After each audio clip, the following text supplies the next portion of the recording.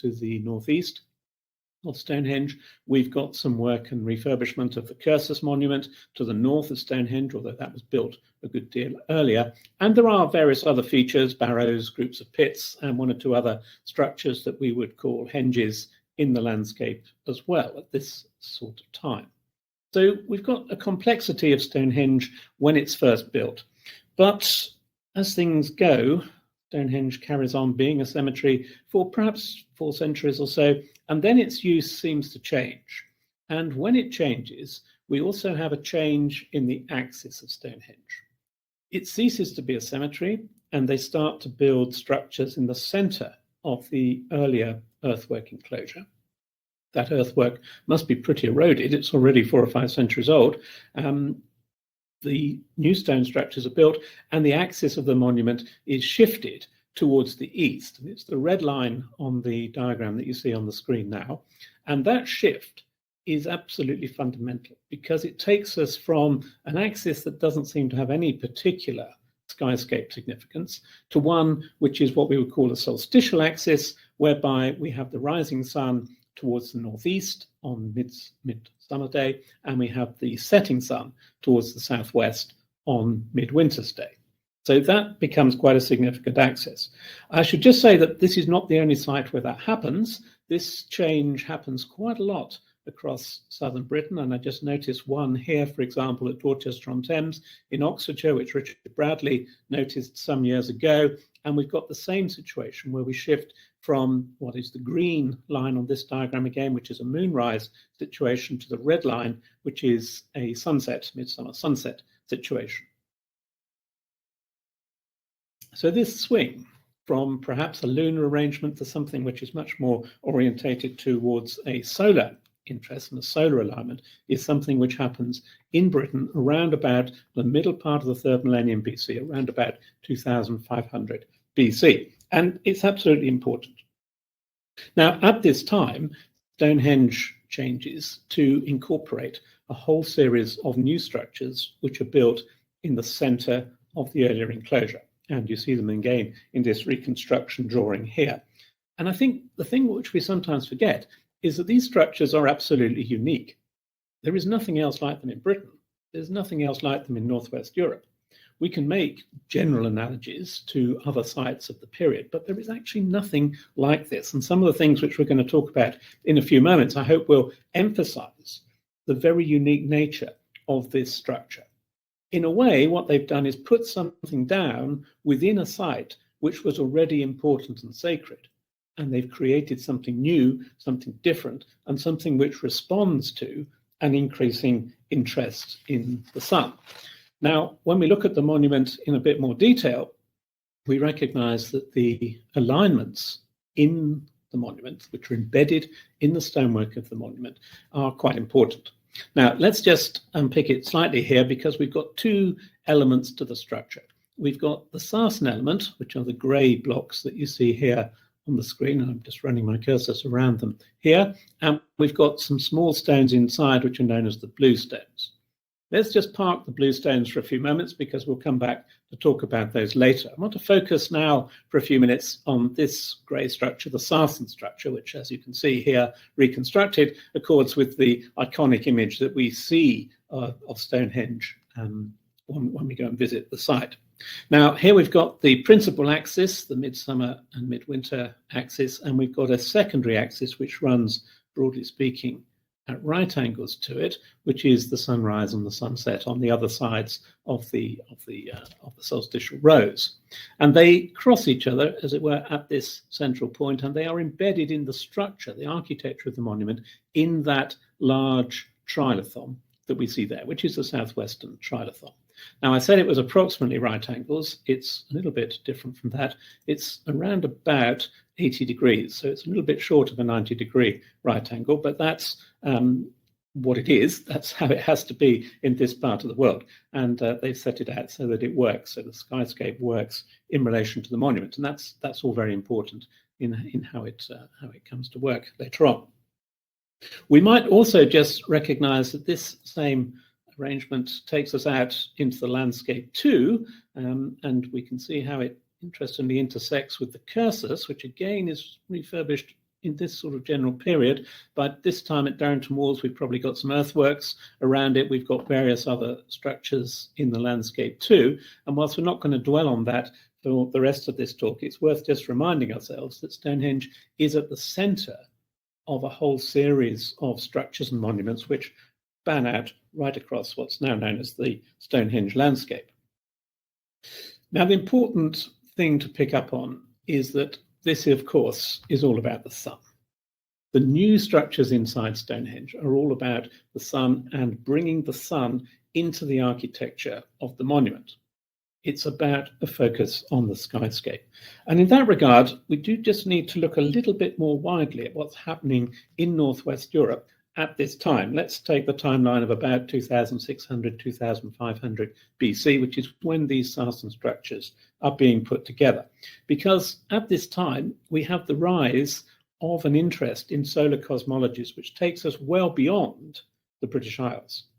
For example, the bell beakers of Iberia and France and Western France are very much involved in this, as too are the corded-ware groups of Northern Europe that you see mapped out on this plan on the screen just now. The bell beakers are particularly important to us, of course, because these are the groups that we see, and we know from studies of ancient DNA which has been extracted from the burials of some of these people, that there are close connections between Britain and the Rhine Valley across the Channel, and that those people are themselves well connected with people in Iberia and the Western Mediterranean area in general.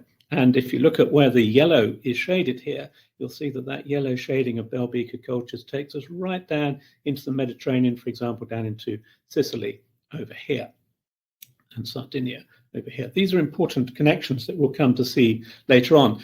And we see this interest in the sun represented very well in material culture. So here's a grave which is known as the Avebury Archer, dates to around about 2300 or so BC. It was found not too far from Stonehenge, underneath what's now the Amesbury School, and very nicely excavated by Wessex Archaeology. Inside the grave, as part of the grave goods, were these two curious objects that you see on the slide now, which are sometimes considered to be earrings or hair tresses sometimes, and maybe there's some which are that, but this is a slightly different structure, because really what this is a gold pin, I suppose you'd say, which you could pin onto your garments, but it's basically a gold sun pin, and it's been folded up, or two of them in fact have been folded up and put into the grave, but in that sense they've been destroyed.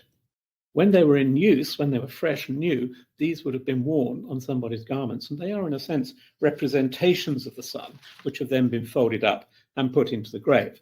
And we see these things in many other items from this same sort of period, not just in Britain, but further afield as well. There's a stone disc here from Denmark, for example, and then we've got a series of gold discs here from various parts of southern England, from Ireland, from Wales. These are fairly common, and these are sun discs. These are reflections of the solar cosmologies which people are interested in at this time. And if you look very carefully, where we've got the ones with crosses on, they don't intersect quite at 90 degrees. They intersect at angles appropriate to the solar rows, that is the boundaries between the summer and winter solstices in the particular parts of the world where they're found. And this is representation, if you like, of an understanding of the skyscape, which is embedded then in the items which these people have made and used.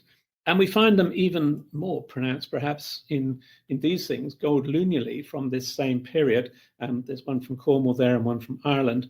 These, they're called lunulae as if they somehow relate to the moon. But of course, they relate to the sun. The sun is the golden sphere in the sky. And the gentleman that you see there on the right-hand side wearing the lunulae, the picture from an exhibition that was held in Edinburgh a few years ago, shows us in a way that this is the representation of the sun god as a person on earth. And this person who was wearing these things in the past, as you see this gentleman here, were literally had their head in the sun.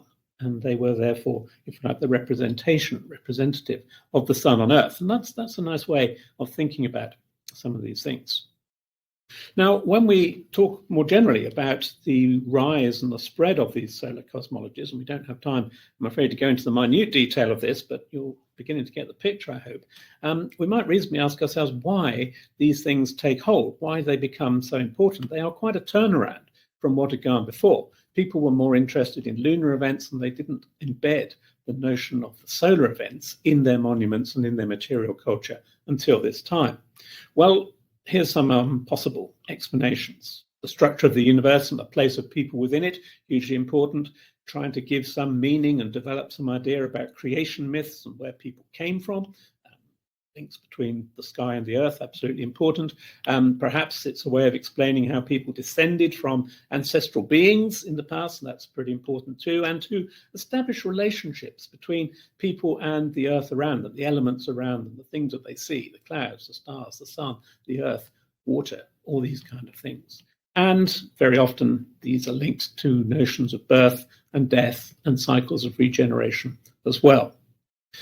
And I suppose fundamentally, the sun becomes used as a way of mapping or recording or predicting the passage of people's time, the passage of people's relationship to time, and the way that people worked in the world in relation to the deities and the gods which were all around them.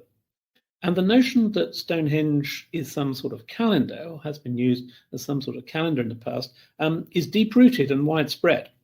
Here's just three of the individuals who have talked about this in the past. Norman Lockyer, back in the early years of the 20th century, thought that there was some sort of May calendar at Stonehenge, which he thought was based on what he called clock stars. Some of you might remember Gerald Hawkins back in the 1960s, who imagined that Stonehenge was some sort of Neolithic computer, which was capable of time reckoning and the prediction of eclipses and so on.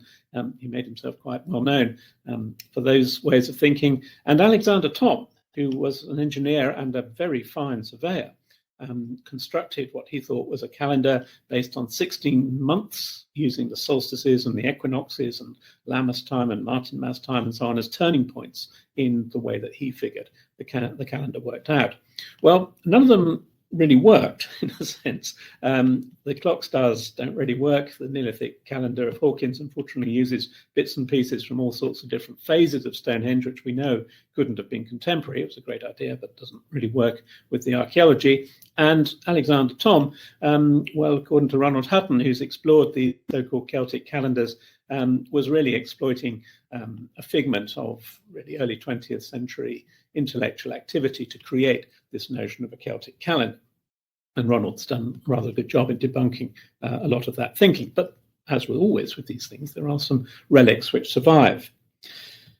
There is, however, a relatively simple structure at Stonehenge in the Sarsen structure, which I think can be interpreted as a calendar, and I've presented my findings on this. One or two people have been rather critical of it, largely without reason. They're not beefing about the Stonehenge calendar, they're beefing about the origins of it, which we'll come to in a moment, and disagreeing with a whole series of other scholars who think about the origins of these calendars. And you could sort of read much of their criticism, perhaps slightly tongue-in-cheek, as a way of, goodness me, I wish we'd have thought of that, because it doesn't in any way demolish the ideas which I'm just going to express. And what we see at Stonehenge is a very simple structure. It's a very simple structure which has got 30 uprights linked at the top with 30 lintels, inside of which are a series of 5 trilithons. Around the outside are 4 station stones. Now, an important piece of research which David Nash and I carried out a few years ago now established that the source of these Sarsen stones was essentially a single set of outcrops up near Marlborough in a place called West Woods. And all of the present Sarsens at Stonehenge, except for 2 of them, come from that particular source. There's a few missing, which we can't be sure about, of course, but broadly speaking, the majority of the Sarsens at Stonehenge come from this single source. So they have an integrity to them. And the same applies to what we know about the dating of these various elements. They are built at much the same time inside Stonehenge as this central feature. And you can see them here. They're rather well constructed. Come back to the details of some of that in just a moment. But if you add these elements together, you get a very nice, simple, perpetual calendar based upon a solar tropical year. Tropical year just means that it goes round from one key moment to another. We've got 30 uprights, as I've already mentioned, which, if we allow ourselves to circulate 12 times, gives us a very nice set of 360 solar days. We've got our 5 trilithons in the middle, which are effectively an intercalary month, which gives us an extra 5. And to make it a perfect perpetual calendar, we can use these extra 4 stones around the outside to give us quarter days to fit the 365.25 approximately solar days in a solar year. And so that all works out quite well. You can see the circle here, you can see the trilithons in the middle, and you can see the station stones out here. And as I say, they have an integrity born of the fact that they are all from the same, most of them are from the same source. Now, if we look at the stones a little bit more carefully, we see that there's some quite interesting patterns there. This stone here, stone 11, and this stone here, stone 21, are a little bit different from all the rest. They're smaller, they're narrower, and they perhaps signal that they are something significant. If we have a look at them, here's stone 11. It's this little one just here. Now, you might say it's shorter. In fact, we know from very detailed studies at the top of this stone that it used to be taller. It's been broken off, but it's narrower, as you can see from its adjacent stone, which is stone 10. And the same applies over here at stone 21, which is that one. I think stone 11 would have looked exactly like stone 21 originally, and there's stone 22, which is a standard stone beside it. So these patterns, as it were, give us quite a nice picture. They divide the 30 stones, or 30 days, if you see them that way, into 3 groups of 10, the second and the third week, if you like, or decans, starting with one of these unusual stones and counting round in circles.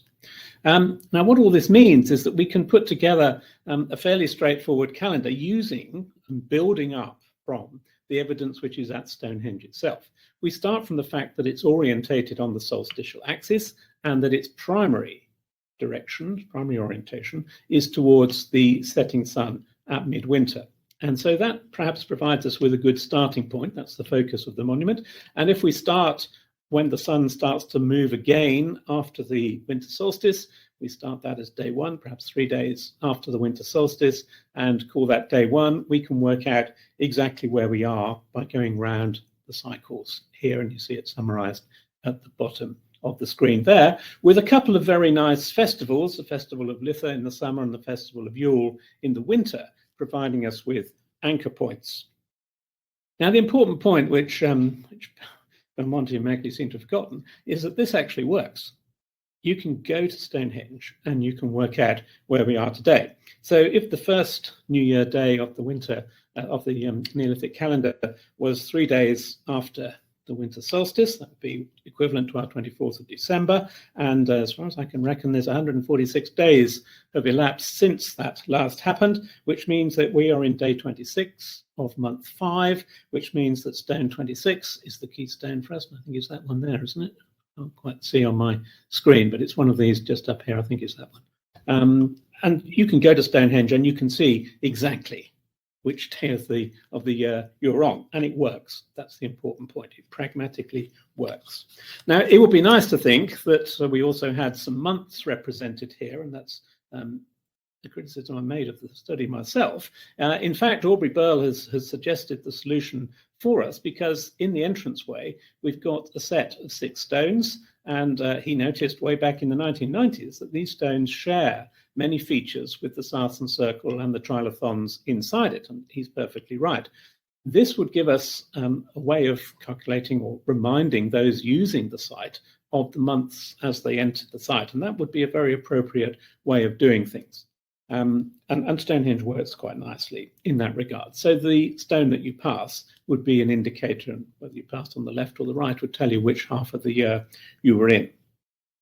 Now, we can't spend time now going into the minute details of what we've got here, but you can see that this is a pragmatic solution to how Stonehenge actually works, and you can make it into a calendar in this sort of way. But the nice thing is that there is some collaborative evidence which comes from the outside which supports that kind of notion, because we do know quite a bit about calendars. I mean, there are elements which are, of course, familiar in our modern calendar, and that's no surprise because our modern calendar has evolved from ancient calendars over many, many years and with all sorts of changes along the way. But the fundamental details are often there, and our basic modern Western calendar is a solar calendar. So not surprising that there are certain similarities.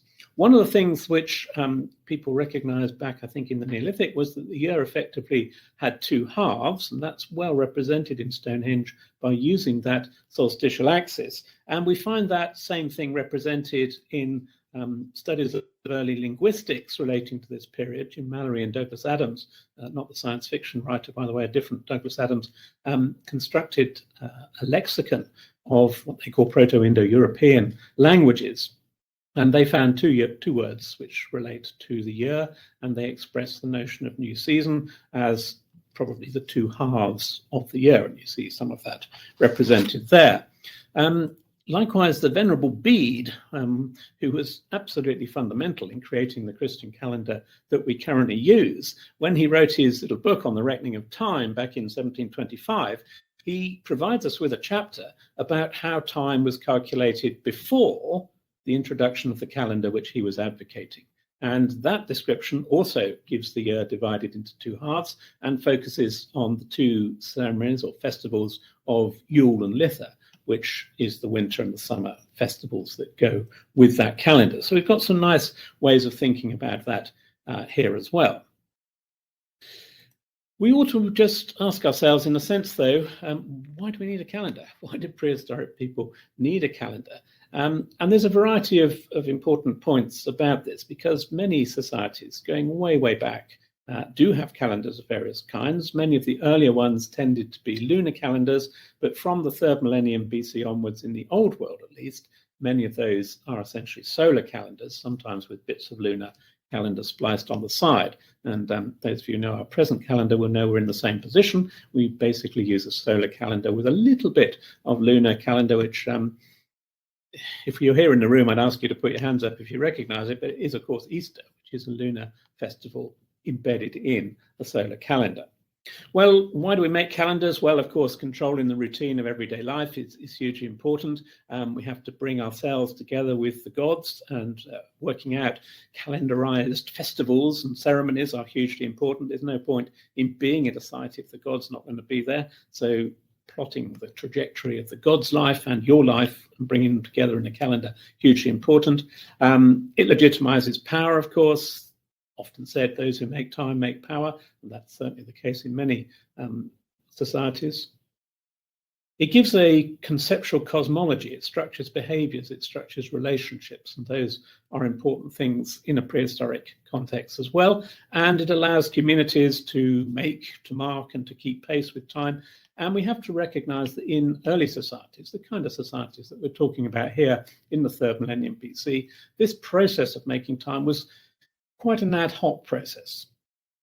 Stonehenge can be made to be a perpetual calendar, but I suspect that they needed to fiddle about with it quite often to keep it right. And this is a characteristic of many of these early calendars. They also bring communities closer to their gods. They ensure that crucial events which are happening, propitious moments are happening. And one of the things which is absolutely fundamental to a lot of early calendars is what we would call healing rituals, or what are sometimes referred to as astral healings. That is, they happen at key moments within the skyscape and within the way that the landscape works in that sense. So this dimension is quite important, and we're going to come back to it in a few moments, but I just want to go down a little rabbit hole before we do. And that rabbit hole asks the very simple question of what are the origins of such a calendar? Well, there may be grounds for thinking that there is an indigenous development of a calendar here in Northwest Europe. And that is possible. It's not so difficult to work out the kind of numerology of how a calendar like this might work, and they can observe things as well. There are certain things that support that idea. We notice, for example, that the winter solstice does appear as key moments at key monuments. We notice Newgrange in Ireland, for example, probably about 3,200. Sunrise is really important there. Maze Howe in Orkney, for example, a little bit later, maybe about 2800. Sunset is the important event there. And if we roll forward even just slightly later, we find that the Clava cairns, for example, around Inverness, also have embedded in them this solstitial alignments, and it's the setting sun, which is absolutely important there too. So we've got certain evidences, but they are very scattered. It's not the case that all monuments of this type at this date have this solstitial interest, and so you might say that there's a random element, a chance element to some of what's going on there. There is another way, though, and that is to just think back again about the broader cosmologies and broader ways of thinking at this time. And go back to this map here, where I've added in a couple of extra notes, because this is the period of the early Hellenistic set of cultures in Greece. It's the early Minoan cultures in Crete, and it's the first three dynasties of the Egyptian civilization if we go down into Egypt. Now, 50 or 60 years ago, perhaps a bit longer, people wouldn't have hesitated to suggest that there may be connections between these areas. Things during the 1980s perhaps went a little bit the other way, but maybe we should be just thinking a little bit more widely again. And that's what I'm just going to do for a couple of moments, because as it happens, down here in Egypt, around about 2600, 2700 or so BC, certainly with influence from Mesopotamia, they developed what's known as the Egyptian civil calendar. And it was a solar calendar based on 365 solar days. You can see the breakdown here, 12 months of 30 days, 3 weeks per month, each of 10 days, and an intercalary month of 5 days. They had a number of seasons. There's a really big question in the literature as to whether they understood or made any reference to or made any allowances for the leap years. There's different opinions about that. And in this case, their new year was represented by the reappearance of the star Sirius at the start of the Nile flood.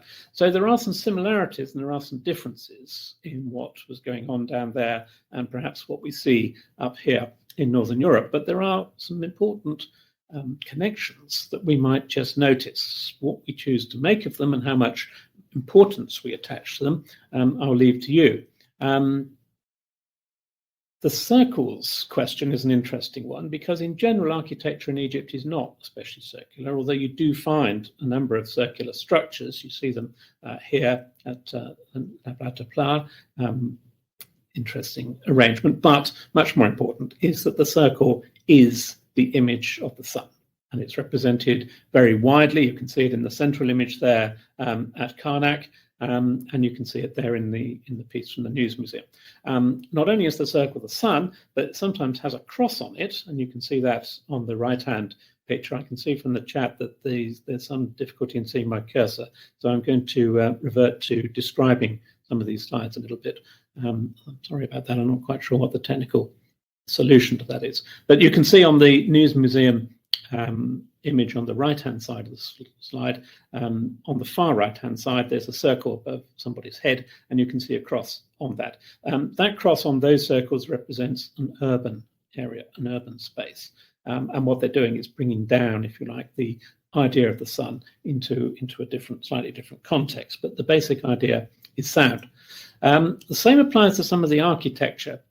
Now, I said before that Stonehenge was a wholly unique monument. There is nothing like it. None of our other stone circles in the British Isles are anything like Stonehenge in the way that they're built, the way that their stones are shaped, and so on. But we can see certain similarities in other places. For example, the post and lintel construction that we see at Stonehenge at the top right, you can see at the top left at Luxor in Egypt. And it's a very standard construction technique that they use there. The only other place, apart from Stonehenge, where that style of construction is used at 2500 BC is Egypt. The same applies to the bottom left image where you can see a stub tenon joint. These are often referred to as mortise and tenon joints. That's not correct.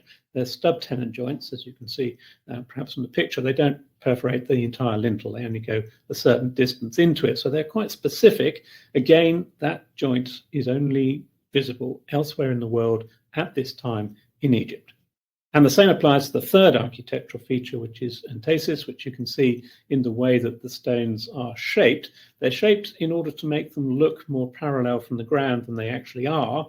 And again, that's the technique of doing things which is only found in Egypt at this time. Nobody else was doing that. So there's certain connections there. We also just have to remember that it's not necessarily direct links that we have to look for. In ancient societies, it's one community communicating with the next community, communicating with another, in a sort of a down-the-line kind of process, a sort of hop, skip, and a jump from one place to the other. And we find Egyptian material, of course, in southern Greece, in Crete, scarabs and vessels, porphyry vessels, and so on. Stuff from Egypt gets across, and stuff goes the same way as well. We're talking about very early Minoan and Mycenaean contexts here. So the volume is not great, but there is a certain amount of material. And the closer we look at the archaeology of the Western Mediterranean, which is, of course, where some of that beaker culture fits in, the more we find connections across to the Eastern Mediterranean. And I've just got on the slide there, bottom left, a site, well, rather wonderful site in Sardinia, which is effectively a Mesopotamian-style ziggurat, which has been built, and it dates again to around about 2600 or so BC. So a lot of things are happening at this same sort of time, and we find the connections even more strongly represented perhaps in some of the material culture. We know, for example, of amber, which is being traded at exactly this kind of time. You can see a very nice amber necklace at the top there. On the left-hand side, you can see some of the amber routes down through the river systems. And importantly, this picture on the bottom right, you've got a map which shows a vast concentration of amber around Stonehenge in Central Europe and extending down into Greece as well, southern Greece as well. That's hugely important. The same applies to these rather fine things. These are bone pendants. There's two from Britain. You can hopefully see them on the map. One's from Boscombe, just near Stonehenge. The other one is from Carnac, over in Cambridgeshire. You can see that there. And the distribution again extends down into Central Europe, into Alpine Europe, and then further still down into Sardinia, into the tip of Italy, and you can see some examples down in Greece as well. So we've got things moving about at this sort of time, which is really, really important. And if we go just very slightly later, this is from about 1800 BC, we've got rather a wonderful glass bead, which was found in the Wiltshire G42 barrow, which is just to the south of Stonehenge. And this is the earliest glass bead we've got in Northern Europe, and it originates in the Levant, in Palestine or somewhere in that sort of region in the Eastern Mediterranean. So we can see that there are some things going on, some actual objects moving around at just this kind of time when things are getting pretty busy. And we might just mention also, because I rather like him, Geoffrey of Monmouth, who gets confused about a lot of things and made up lots of stories as well. He tells us about the origins of Stonehenge. It's curious that Stonehenge is the only ancient monument that he talks about in his History of the Kings of Britain, but he tells us that the origins of Stonehenge are away to the west in Ireland, and that's what people often think of. But look carefully at some of his work, and he says that actually they come from further afield before they get to Ireland, and that they come from the remotest confines of Africa. And again, one just wonders whether here we've got some oral traditions which all get jumbled up and mixed up and added with a bit of invention and embellished with other elements of the story, but we've got something here which is pointing us in exactly the same direction. And I think this is perhaps the important thing. Archaeology is looking for patterns. We won't ever clinch arguments with one piece of evidence or another. We're looking for patterns, and we're looking for coincidences, and we're looking for triangulating patterns of evidence against one another. And this is where the research is going to be going forward, I think, over the next few years, to look at how the migrations of people, the movements of people, which are so well represented by the aDNA evidence, the DNA evidence of the genetics, that we can now go back to our material culture and our monuments and see how some of these things are connected as well. Well, that little prelude just brings me, and Geoffrey of Monmouth reminds me, that we'll move into the third and final part of what I want to talk about this evening, and that's to focus a little bit on another group of stones at Stonehenge, which is these things which are known as bluestones. So up until now, we've been talking about the Sarsens, which are around the outside here, 30 of them, and the 5 in the middle here, and the 4 around the outside. That's all very good. What we know from excavations is that once those stones are put in place, they absolutely stay there. They're not moved about. They are, if you like, the structure, the basic structure, the framework of Stonehenge. Inside it, though, are a whole series of smaller stones, which we know as bluestones, and we also know from excavations that they never stand still. They're put in place, and then they get moved about, and they get moved about, and they get moved about at least 3 or 4 times until they arrive at the pattern that we see on the site today. And that just reminds us that the pattern we see today is not necessarily the pattern that they were first arranged in. So we have to just recognize that there are bits of this use of bluestone which we can't very easily see. The first thing to say is that they are quite diverse in their lithologies and diverse in their forms. So here we've got a couple shown here. You can see where it is. On the left-hand side, let's start on the left-hand side. We've got one of the bluestones in the inner setting of Stonehenge. It's what we call the inner bluestone horseshoe, and it almost looks like a person standing there. It's been quite nicely shaped, and it has been battered around a bit over the years, but it's looking a little bit like a person. And then on the right-hand side, we've got one of the bluestones in the outer circle, the outer bluestone circle, as they currently exist on the site. Now, bluestone is not a geological word, it's an archaeological term, which is a kind of a cover term for a whole range of lithologies, which include various dolerites, tuffs, rhyolites, sandstones. All these kind of things are all embedded there. And a lot of studies have gone on with these over the years, and there's a lot of studies still in progress. And those of you who follow the Stonehenge story will know, of course, that papers about the sources of these stones and the debates about them are an ongoing research area in archaeology and Stonehenge studies, and that's really interesting. What we do know, and what we can say with confidence, is that the majority, not all, but the majority of these bluestones derive ultimately from a series of outcrops over in West Wales in the Preseli Hills. It's not one outcrop that's involved. There are at least a dozen different outcrops which have contributed to this assemblage of stones which we now have at Stonehenge. And it might be that there are other outcrops that we don't yet know about. And it might be, of course, that there were stones at Stonehenge that we can no longer see, they've been broken up and distributed, which have their origin in West Wales as well. So there are several imponderables, but West Wales is the important area to be looking at. And when you go down there, and I'm sure many in the audience have been down there over the years, you realize that the mountains from which these things come are themselves quite distinctive. For many, very special, very sacred mountains, in fact. And here's a picture of one of the outcrops on Carmenin, which is one of the outcrops that was used or was exploited to get bluestones for Stonehenge. And as you can see, you have to ask yourself, is that a natural set of stones? Are they set up by people? When you see them like this, you realize that there's a certain sort of porous boundary between the natural and the cultural. And one might reasonably ask whether we should even be entitled to think of those things at all when we look at these periods and look at these kind of stones. The notion of culture and nature is something which appears in the Age of Enlightenment in the 18th century and may not have much meaning back in the ancient past. But what we can say is that many of those stones that they have taken from the Preseli Hills and moved up to Stonehenge are themselves quite colourful, and you might even say, though it's an aesthetic judgment, quite beautiful in their way. And you see a little section down in the bottom right there with the blue-green background and the white spots in the top. It's a kind of spotted dolerite, which is very distinctive and very recognizable, and that's no doubt one of the things that helped identify the Preseli Hills as the source of the Stonehenge stones back in the 1920s when it was first recognized. Now, when we put together the various sources that we know of in the Preselis and map them in the same way that the stones are arranged at Stonehenge, we recognize that there is, in a sense, a microcosm of a real landscape in Preseli represented as a constructed landscape over at Stonehenge. And Richard Bradley first recognized this, and we've subsequently done some work which has expanded that out. But on this picture, you see there's a purple area, broadly speaking, in the center. This is a map of the geological outcrops on the Preselis.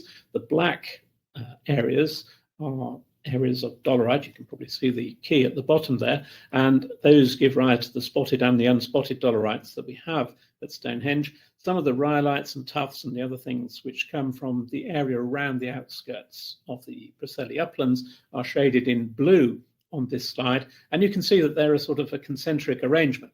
That is the same concentric arrangement that we find at Stonehenge, with the central stones, at least in their present arrangement, all spotted dolerites or dolerites, and the stones around the outside, a combination of dolerites, rhyolites, tuffs, and all sorts of other things as well. So this balance, if you like, between a real landscape and an imagined or a constructed landscape is really quite important in thinking about how Stonehenge works.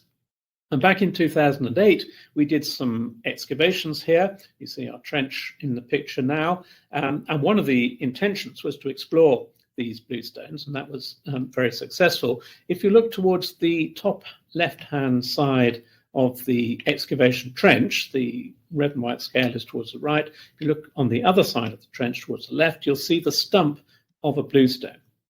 Now, the stump goes down around about 1 meter into the ground, but it only sticks out of the ground about 10 centimeters. What's happened is that stone has been completely smashed up since it was put in place back in the Neolithic period.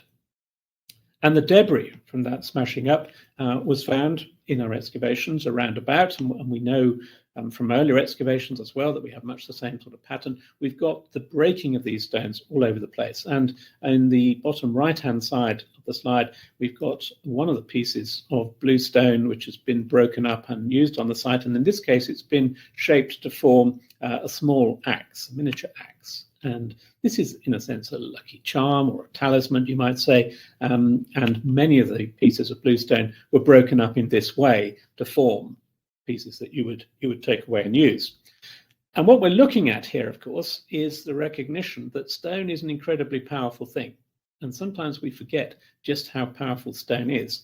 Many people refer to stone, natural stone, perhaps as the living rock. The living rock, what's that all about? The power of life in a stone. We still use those kind of phrases and perhaps don't always think what's behind the way we talk.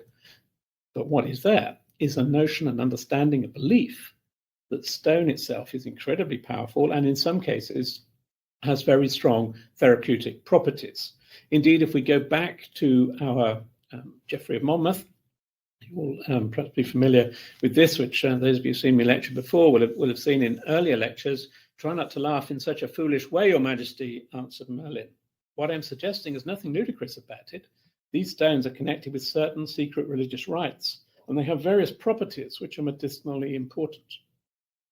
This was written down in the 12th century AD by a monk who was no doubt exploring these sort of things and no doubt had all sorts of vested interests. But I think the interesting thing is that we can link this up with archaeological evidence. He goes on to describe how it works, and the way that this works is to connect the sacred medicinal properties with water, with springs, with healing wells, these kind of things.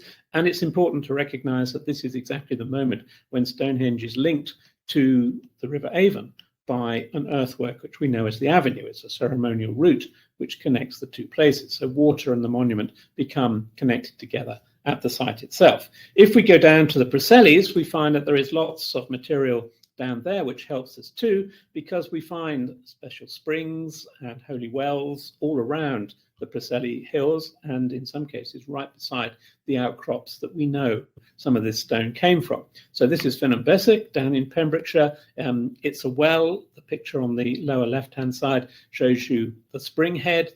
My ranging rod is standing in the spring head itself. You can see a little wall constructed across just to this side, to the view of the camera, in front of that spring head, and it creates a little pool. And that's what this is all about.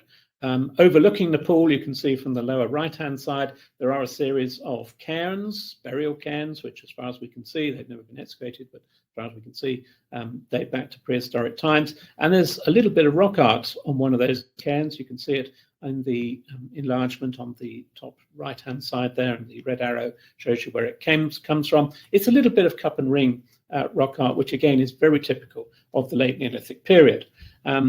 We could go a little bit further around the hill and we would see this site at Carmen itself. Same thing, it's a spring head which has been blocked up. The ranging rod is now standing in the spring itself, and one of the stones just on the edge of the spring head has cut marks in them as well. You can see that on the left-hand side, and the scale gives you an idea of what those are all about. This is archaeological evidence on the Preseli Hills itself, and people still go there to drink the water and to use these places as healing wells, as healing places. But that's a tradition which we can recognize both archaeologically and historically too. Here, for example, you see a map. I don't know that this is really how the bluestones were moved from the Preselis across to Stonehenge. I rather suspect they came across by land, but you can see some stars there, and I'm just going to show you 3 sites along that route which reinforce some of the things I've just been talking about. We start in the far west at St. Tylo's Well, for example, where the idea is that you go and drink water out of the well and you drink it from a skull, a human skull, which, as you see from the picture on the bottom left there, is curated by a lady who looks after the well, or did do so in 2 relatively modern times. And you can see the skull there on top of a standing stone, which is in fact a piece of Preseli bluestone, as far as we can see. The skull is now in Cardiff Cathedral. Lovely to radiocarbon date that one day and just see how old it is, but it's certainly a tradition which goes back a very long way. Much the same here at Salas Church in Carmarthenshire. The trick here is to sit on the special stone. It's a piece of spotted dolerite. You can see it here. It's even got a little seat carved into the top. You can see it in that middle picture. And the church, I'm afraid it's a redundant church these days, has a holy well. And the idea is that you sit on the stone and you drink the water from the well, and all is well, as they say afterwards. There's been quite a lot of surveys around the site. There's the church in the middle. You can see an aerial photograph on the left-hand side and a geophysical survey on the right-hand side. It's obvious from both, I hope, that there's an enclosure around the church, which, as far as we can see, is a prehistoric enclosure, and that therefore that holy well on that block of stone, which is in the churchyard now, undoubtedly has its origins in later prehistoric times. And the same sort of thing applies over here. This is Newport in Gwent, the Colmer stone. Here it is in the church.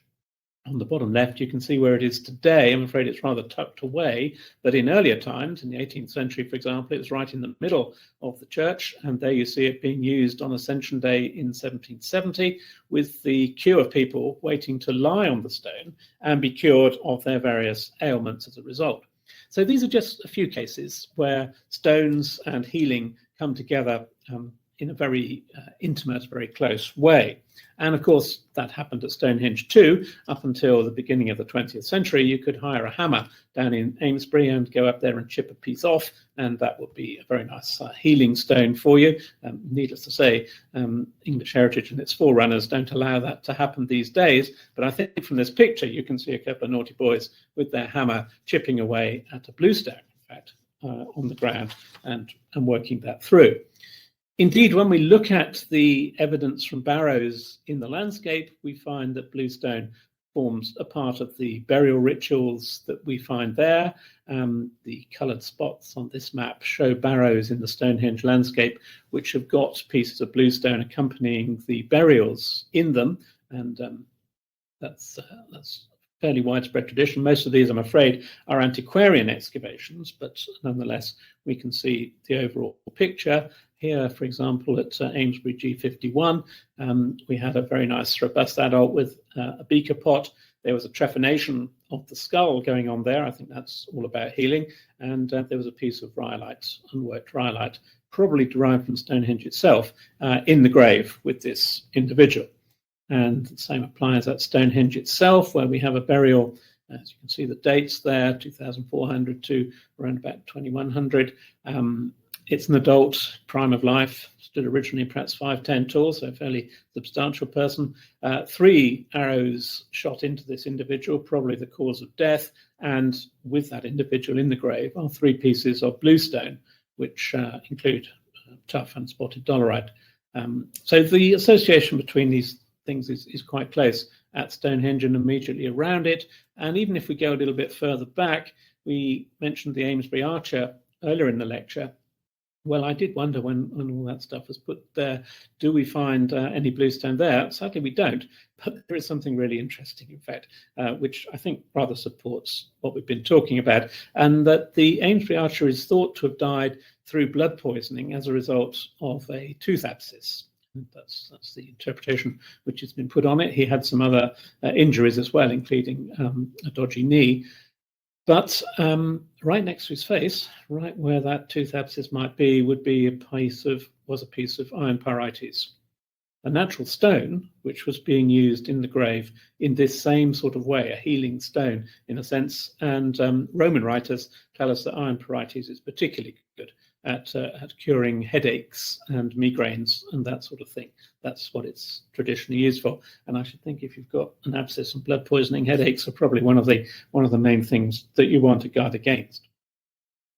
So we've got a big picture which is building up rather nicely here, I hope. I've spent this evening, last hour or so, talking you through some of these things, and I'm looking forward to one or two of the questions which are coming in as well, which we can think about in a minute. But I just want to round off by drawing together some of these threads.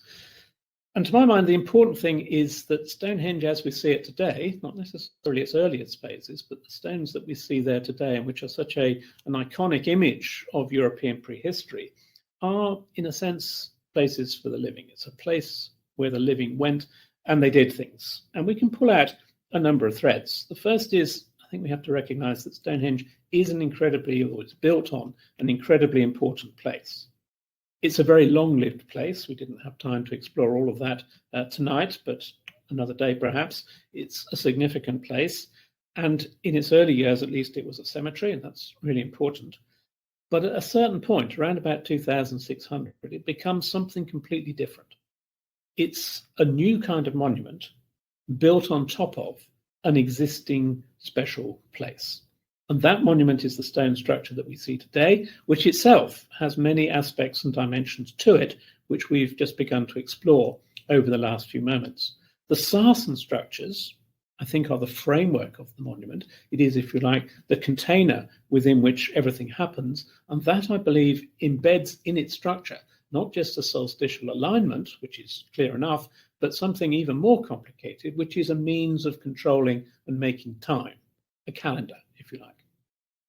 And within that structure, we have the bluestone settings, which in many ways gives the power of the monument. And the power of the monument is about what the living go there to do. And the evidence which I've presented to you tonight, I hope, will lead you to think along the lines that I do, that an important part of what goes on at Stonehenge is essentially healing rituals and ways of looking after the well-being of people back in the 2nd and 3rd millennium BC. So the bluestones are the power, the sarsens are the framework. And when we start to unpick the monument in this way, perhaps it becomes more understandable and comes alive a little bit in terms of how it was used. But I think that's a suitable place to round off this evening. So thank you for listening over the last hour or so.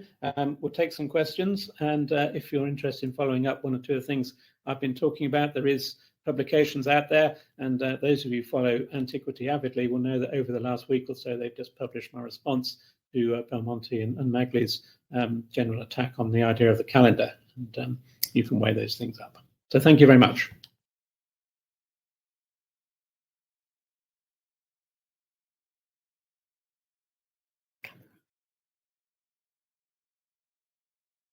Thank you, Tim. That was really interesting. We'll just give people a couple of seconds to add any final questions in before we move over to the discussion section. But I have a question. In the introduction, I said that you've been working at Stonehenge for the past 25 years. So what was it that first interested you in the site and has kept you going back for more over all those years? Yeah, it is one of those sites that draws you in, isn't it? I'd be interested to hear the experiences of audience members who have been drawn back there over the years. I was lucky enough that when I was a student myself, I was in Southampton at the time, and we used to go up to Stonehenge pretty regularly, not just to see the archaeology, but to visit the festival, of course. So Stonehenge was a draw from that regard right early on. But one of the first jobs I got when I graduated was to work in a consultancy company who had the task of thinking about the Stonehenge Visitor Centre and the rerouting of the A303 to create a better experience at Stonehenge. That was all a very long time ago. The three things that we were working on, two of them have come about. the third one, which is the tunnel, I hope might happen before too long. But it's that which drew me in. And of course, once you're hooked by Stonehenge, you spend the rest of your life working there. And there's obviously lots of people interested in Stonehenge joining us this evening from all over the world and sharing their experiences of being at the site. I'm going to move on to the questions now. So we've got around 25 minutes before we wrap up this evening. So hopefully we'll be able to get through a good number. The most popular question has come from Craig, who's asked about whether Stonehenge might have developed from earlier stone circles in Orkney. So you touched on the fact that there were influences perhaps from Egypt and other places, but actually how does Stonehenge relate to some of the other stone circles that we might find in the UK? Yeah, now that Craig is, and those who supported it, is a really interesting point. And had I answered this a few years ago, I suspect I might have tried somehow to tie it in with our existing stone circles in Britain. But the reality is that Stonehenge, although it's made out of stone and although it's circular, is completely different from all the other stone circles that we got. If we just compare it with, for example, Avebury, or compare it with stones of Stoneness or Ring of Broga from Orkney that you mentioned, those stones are not dressed, they're not shaped, they're not put together with things like the stub mortise joints, they're not created in a way which we see at Stonehenge. What we see at Stonehenge is an architectural tradition which is quite separate from the other stone circles that we've got in Britain. The fact that it's round shouldn't seduce us into thinking that they are somehow all related. We also know that Stonehenge is built around about 2600, 2500 or so BC. That's when the circles go in there. Many of our other stone circles are much earlier. Some of them go back to 3200 or so BC. That's the kind of date. So Stonehenge stands right at the end of a tradition of circle building, but its inspiration, I think, comes from outside, not from the long indigenous tradition. The circle idea might come from the indigenous tradition, but the notion of the 30 stones and the way it works and the immense amount of effort that's gone into putting it together is something quite unique in this part of the world. And Heather's asked, said the sarsen's and the bluestones have different thermal properties which can be detected by hand. So could that be part of the significance of using those particular stones? Yes, now this takes us into some really important territory here. The question which everybody asks when they go to Stonehenge, and I'm as guilty as everybody, is can we touch the stones? And of course, for the most part, the answer from English Heritage is no, you can't. At the solstices, they very kindly open it up, and you can go in there. And although you're not supposed to touch them, I rather suspect that many people do. So you can feel that. But down at the visitor centre, there is a couple of so-called touchstones. There's a big block of sarsen, and there's a lovely big block of bluestone there, and you can put your arms around it or touch it or do whatever you like with it within reason. And you quickly realise, especially on a sunny day, that the temperatures of the two stones are quite different. They absorb heat in different sort of ways. Their feel, their texture, it's very different, and their colour is different too. And so these kind of properties, the physical properties which we can see, but also the properties we can experience as you actually go and touch it and hug it, are important, I think, in this regard. And in that sense, we just need to wind the clock back a little bit, because those sarsens, when they were fresh, wouldn't be the kind of grey stones that we see today. Fresh sarsen is actually rather bright. It's white for the most part, and those surfaces would have been shiny and bright and white. Occasional iron staining in them, but that's what sarsen looks like when it's freshly struck. The bluestones, a little bit different, because they are of different colours. They're not all the same, but again, they wouldn't be the kind of grey, rather patinated things that we see inside Stonehenge today. When they were freshly cut and freshly worked, the majority of those would have been the blue-grey colour with the white specks showing, just like the little section of stone that I showed you in one of the slides a few minutes ago. Others would have been slightly reddy, browny colour. Others perhaps a more white, light grey, perhaps colour. So there would have been some colour differentiation there. And I think there's some work to be done to have a look at the textures, the colours, and, as you quite rightly say, implying the question, some of the thermal properties and indeed other properties that these stones give off.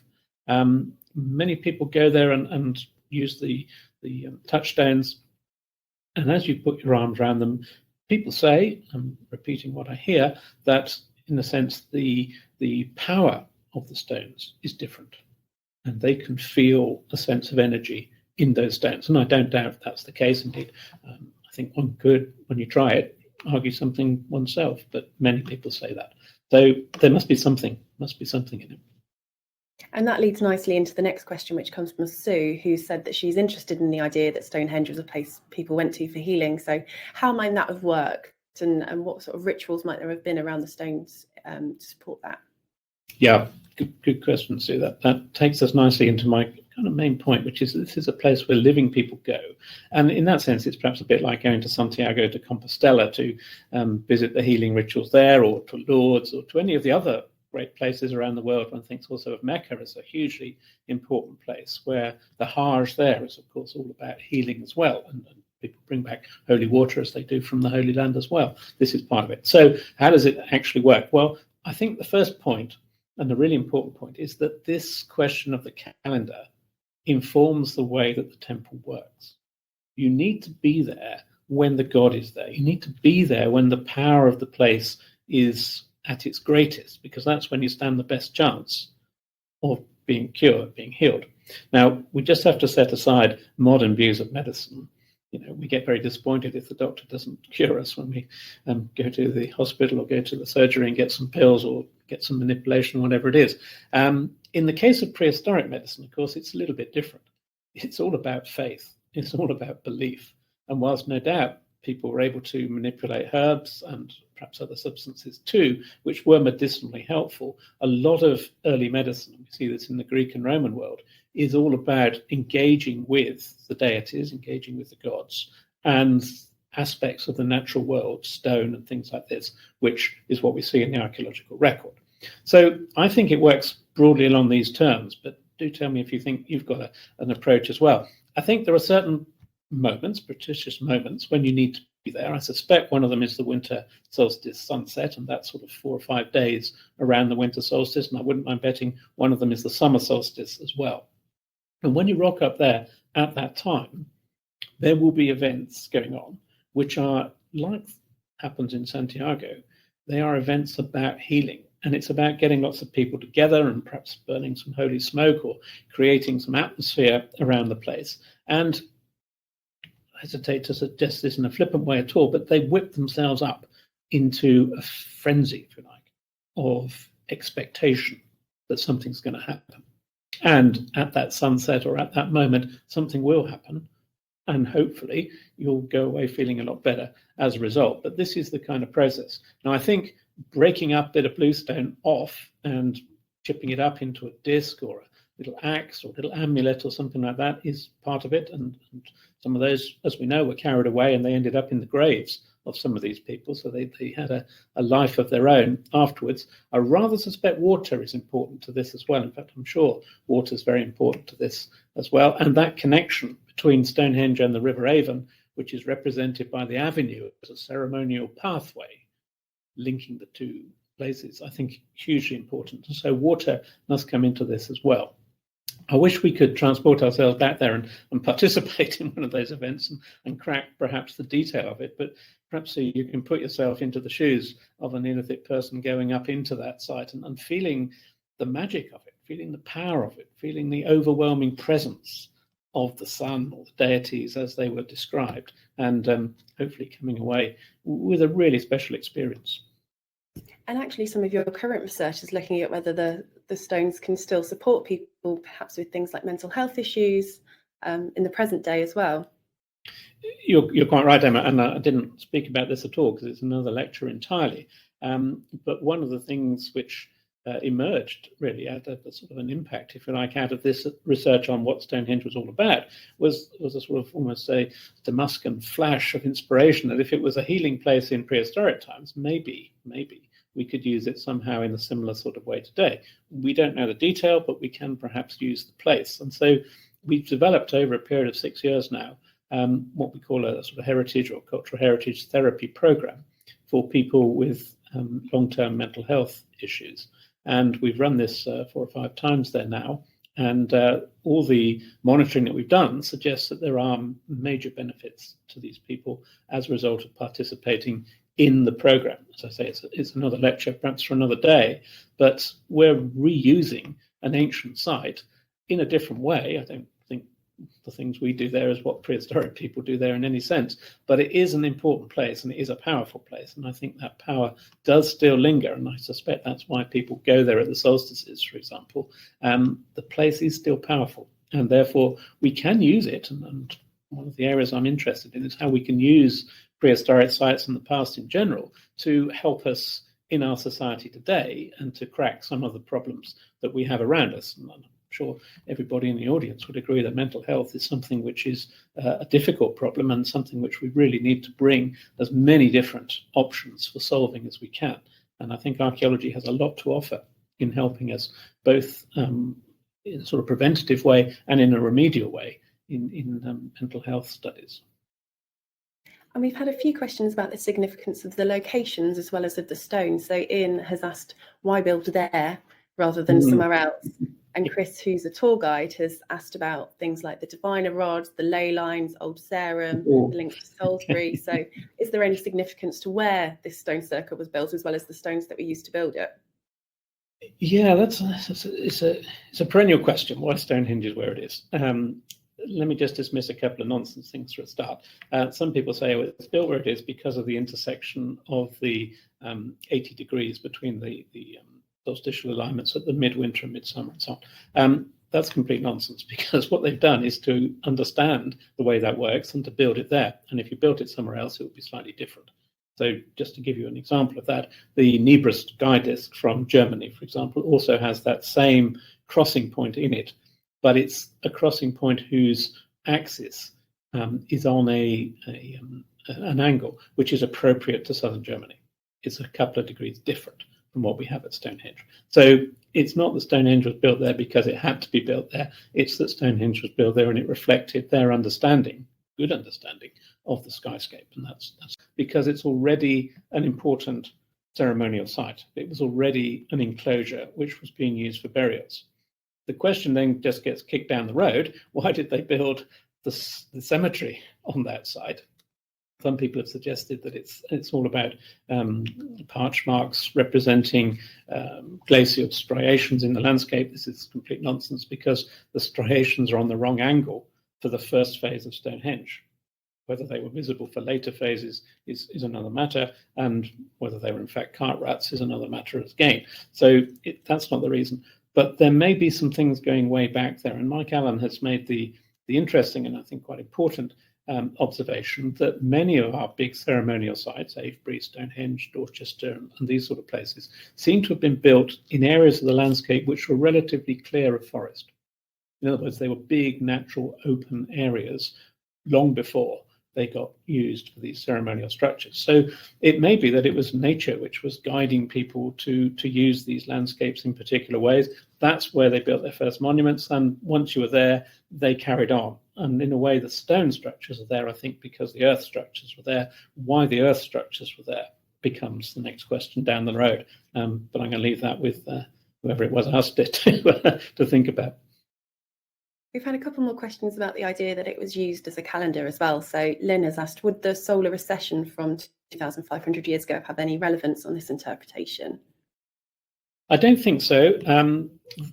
Basically, the positions of the solar alignments and axes are pretty much as they are now back in the Neolithic. There have been some swings about, as you know, over the years, but broadly speaking, we're within fractions of degrees. So I think that's all okay. That's not the case with the stars, of course. The stars go through a much different set of processes, which we know as precession, and many of the stars which would have been visible to Neolithic people are no longer visible to us in the northern hemisphere in the same way. So we have to be careful. But the sun and to an extent the moon as well are pretty much in the right places now. What perhaps becomes important is whether they could have observed some of these things because of the weather. Now, those who are regular attenders of either the summer or the winter solstice at Stonehenge will know that it is a little bit hit and miss. There have been some rather good summer sunrises in the last few years, but I don't think there's been a very clear winter sunset visible for the last few years anyway. That's not to say it won't happen next year, of course, but it is quite difficult to see sometimes. because of the weather. So what we don't know a lot about, and which would be nice to know more, is what exactly the weather was like around about the middle part of the 3rd millennium BC. That's something which I've no doubt weather scientists are looking at, and there is a certain amount of information, but we need better information about what sorts of observational possibilities, or whether it was such a bad period for the weather that it was difficult. I rather suspect, though, that it was a period when things were quite visible. And we might just ask ourselves, it's a rhetorical question in a way, what triggered this interest in solar cults? It's something which occurs first in the Eastern Mediterranean, then across the rest of the Mediterranean, and then it gets picked up in these beaker cultures and moved on into some of the things that I was showing you here in the British Isles. Something was triggering that. And Mike Bailey has written a certain amount about this. Some of you may have seen his book, Exodus to Arthur, which explores the possibility, for example, that there were close comet hits or passes that the Earth experienced around the middle part of and the early part of the 3rd millennium BC. And that's certainly a possibility. I think we've got to look at and marry together some of the evidence which is accumulated in other sciences about weather patterns, about climate patterns, about comet hits, all these kind of things. We need to put all this stuff together to form a picture of the environment that these people living in central southern Britain in the mid-3rd millennium BC must have experienced. We tend to focus on the archaeology, but of course their daily lives are influenced by all these other things as well. And that's the nice thing about archaeology. It has its tentacles out into so many other subjects because they're all relevant to how people lived out their lives. And we've had a question around why people at that time might have divided the years into months. Is there any kind of practical reason behind this in terms of knowing when to plant crops or harvest, for example? Yeah, it's a practical way of dividing up the year. I've said elsewhere that the argument about farming is not a particularly strong one, but it does emphasize an important point. No self-respecting farmer needs to be told when to plant their crops or when to harvest them. They know that. It's all about the feel of the earth, the feel of the ground, the feel of the crops themselves, and you kind of know that. But what they don't know is when to make their offerings to the gods to secure a good crop next year. That's what you need a calendar for. In modern times, that's when you need to be told to go to the harvest festival. That's not something you feel, that's something you're told. And so calendars are all about structuring these relationships between the deities and the everyday person working the land, living out their lives in Wiltshire or wherever it was that they came to Stonehenge from.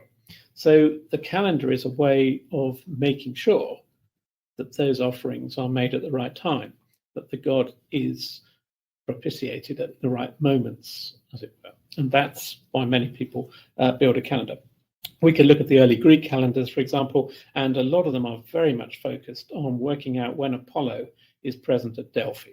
Because there's no point going to Delphi to get a reading or to get a healing if Apollo is not there. And in the stories of Apollo was only at Delphi for 9 months of the year. For 3 months of the year, he was somewhere else. You might ask where, and I'll give you an answer, but he wasn't there the whole time. So you needed these calendars to be sure, because if you turned up when he was not there, there was no hope. You had to get it right. And that's what calendars are all about. It's about the calendarization of secular rituals and ceremonies and things that you do in everyday life that make them important, make them stand out, and perhaps make them work. And we're almost out of time, so I'm going to have to ask one final question, even though there's lots more. So thank you to everybody who submitted questions this evening, but this feels like a nice one to end on. Mark has asked, what sorts of new evidence about Stonehenge might be waiting to be discovered? Oh, that's a good question, Mark. Yes. Golly. I wish I knew, but I sense perhaps not a particular kind of evidence, but a particular kind of approach. And I hope running through what I've been talking about today is a connection between interpretations, what we think, and the evidence itself that we see. And this is sometimes gets a little bit out of touch in archaeology, a little bit out of kilter in archaeology. We have to base our interpretations on what it is we see. And so my plea would be that what's coming up next is a phase when we're listening to and reading the evidence itself. And by doing that, we can, I think, make some useful advances. And that's where good advances have been made in recent years. It's about looking again at what is actually there and trying to understand what we have. It's not all about having a big theory and trying to prove it. It's all about looking closely at the evidence and trying to read it. And that switch from a kind of a deductive approach to an inductive approach is, I think, where a lot of the advances will be made in Stonehenge research over the next few years. Brilliant. Thank you so much, Tim, for answering those questions and for joining us this evening. And thank you to everybody in our audience for coming along from all over the world and for asking such brilliant questions and engaging with us. I've really enjoyed tonight's event and I hope you have too. I'm going to wrap things up now, but we'll be sending out a follow-up email after tonight's event that will include some links to Tim's research and books and other resources that he's mentioned in tonight's event. So please do keep an eye out for that. And as part of that as well, there'll be a feedback survey. So we'd love to know how you found tonight. It just helps us to ensure that we're putting on the best events possible. So please do keep an eye out for that email and complete that survey if you can. This event is the last in our current series of online public lectures where we've been showcasing Bournemouth University research and expertise and the impact that it's having on the world around us. If you've enjoyed tonight's event and you want to find out more about the other events in this series, you can visit the Bournemouth University Research YouTube channel, where you'll be able to find all of the other events and recordings and catch up there. So we've covered everything from recovery from orthopaedic surgery to the Great British Seaside, pioneering women at the BBC, and much, much more. So please do look out for those. That's all from me this evening. We're going to close this event now, but you'll be able to share any kind of final thoughts or feedback in the chat. And if you use the same link that you used to join us this evening to visit the page again, you'll also be able to watch the recording of tonight's event as well. So thanks again for joining us. Have a lovely evening and we hope to see you again soon. Goodbye.